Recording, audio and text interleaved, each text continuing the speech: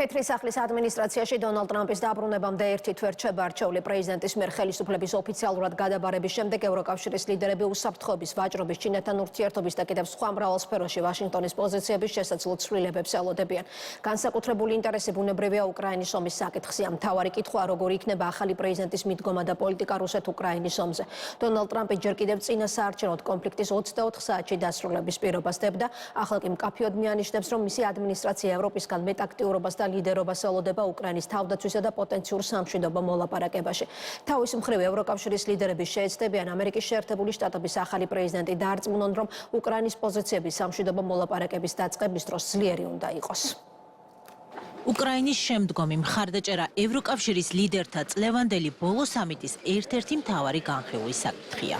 გაერთიანებას ანდრომდე უკრაინისთვის 130 მილიარდ ევრომდე მხარდაჭერა აქვს გაწეული და ამ ორდღიანი სამიტის განმავლობაშიც კვლავ მსჯელობენ ქვეყნის თავდაცვითი შესაძლებლობებისა თუ ენერგოსექტორის გაძლიერებაზე, რომელიც რუსეთის აქტიურ სამიზნედაა აქცეული.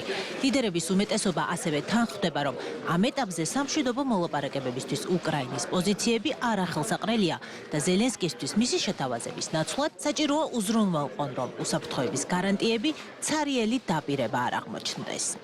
ჩვენ უნდა ვისაუბროთ, თუ როგორ შეგვიძლია უკრაინის უფრო მეტად მხარდაჭერა. ამ საკითხს ეხება აქ ზელენსკის შეხვედრებიც. ნებისმიერი ბიძგი მოლაპარაკებებისკენ ნაადრევად სინამდვილეში იქნება ცუდი გარიგება უკრაინისთვის. ყველა სხვა მოთამაშე მსოფლიოში ყურადღებით აკვირდება, როგორ ვიმოქმედებთ ჩვენ ამ შემთხვევაში და შესაბამისად ჩვენ უნდა ვიყოთ ძლიერები. სირია გვაჩვენებს, რომ რუსეთი არ არის დაუმარცხებელი და ჩვენ სათანადოდ უნდა შევაფასოთ საკუთარი ძალა. შესაძლო სამშვიდობო მოლაპარაკებებზე ხმები დადის. ჩემი აზრით ახლა ძალიან ადრეა, რადგან რუსეთი იერიშის ეტაპზეა და წინ მიიწევს.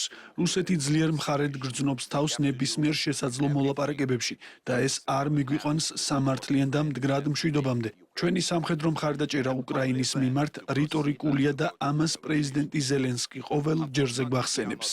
უკრაინისთვის უსაფრთხოების მეტი გარანტიების მისაღებად და იმის უზრუნველსაყოფად, რომ ევროკავშირი გახდება ქვეყნის მთავარი მხარდამჭერი, ბრიუსელში იმყოფება პრეზიდენტი ზელენსკიც.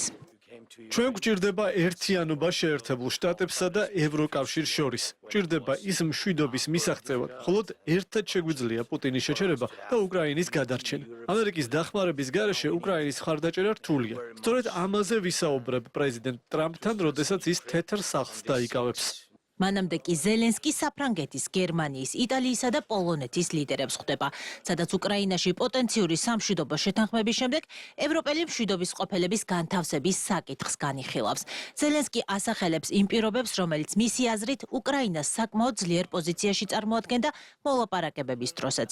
ესაა სტაბილური ფრონტი, პარტნიორების მიერ დაპირებული უკრაინელი სამხედროების მომზადება, ფინანსური მხარდაჭერა, უსაფრთხოების გარანტიები და შეერთებული შტატების ახალი ადმინისტრაციის ძლიერი პოზიცია.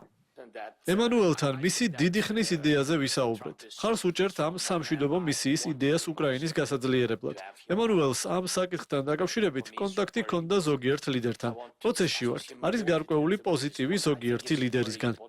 უკრაინასთან წინაპირობების გარეშე მოლაპარაკებისთვის მზაობას გამოთქვამს ვლადიმერ პუტინი და აცხადებს, რომ მზადაა ხელი მოაწეროს სამშვიდობო შეთანხმებას უკრაინის ნებისმიერ ლეგიტიმურ ხელისუფლებასთან, თუნდაც ვოლოდიმირ ზელენსკისთან, თუმცა საფუძველი სტამბოლის მოლაპარაკებების შედეგი უნდა გახდეს.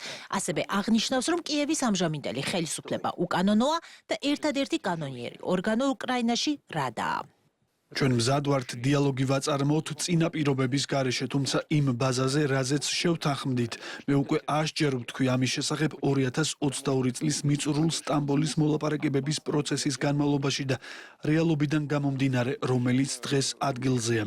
სამშვიდობო ინიციატივის საკუთარი ვერსია აქვს უნგრეთის პრემიერ-მინისტრ ვიქტორ ორბანს, რომელიც ბოლო დღეებია სიტყვიერ დაპირისპირებაშია ზელენსკისთან. ორბანმა ჯერ კიდევ 11 დეკემბერს სოციალურ ქსელში დაწერა, რომ როგორც ევროკავშირის თავმჯდომარე ქვეყანა, უნგრეთი სამშვიდობო მოლაპარაკებებისთვის ყველა ძალისხმევას მიმართავს და ამის ფარგლებში ერთსაათიანი სატელეფონო საუბარი ჰქონდა ვლადიმერ პუტინთან და რომ საშობაო ცეცხლის შეწყვეტისა და ტყვეთა გაცვლის უზრუნველყოფა შეუძლია. თუმცა ამ ფაქტმა უკრაინის პრეზიდენტის გაღიზიანება გამოიწვია. ზელენსკიმ განაცხადა, რომ ომთან დაკავშირებით დისკუსია ვერ გაიმართება უკრაინის მონაწილეობის გარეშე. საპასუხოდ ორბანმა აღნიშნა, რომ ის არ უპასუხებს პროვოკაციას და ისარგებლებს თუ არა უკრაინას შეთავაზებით კიევის პასუხისმგებლობაა. გეგმა მაგიდაზეა. გნებავთ ისარგებლეთ, გნებავთ უარი თქვით. ეს ძალიან მარტივი იდეაა. არ არის ბიუროკრატიული გეგმა, ჰუმანური გეგმა. საშობაოდ არ დავხოცოთ ათასობით ახალგაზრდა და გაიცვალოს დიდი რაოდენობით ტყვეები. რაც შეეხება ვაშინგტონის მომავალ ადმინისტრაციას, უკრაინის საკითხებში ტრამპის მიერ სპეციალურ წარმომადგენლად დასახელებული კიტ კელოგი მიიჩნევს, რომ კოლოსალური დანაკარგების ფონზე ორივე მხარე უკვე მზადაა მოლაპარაკებისთვის.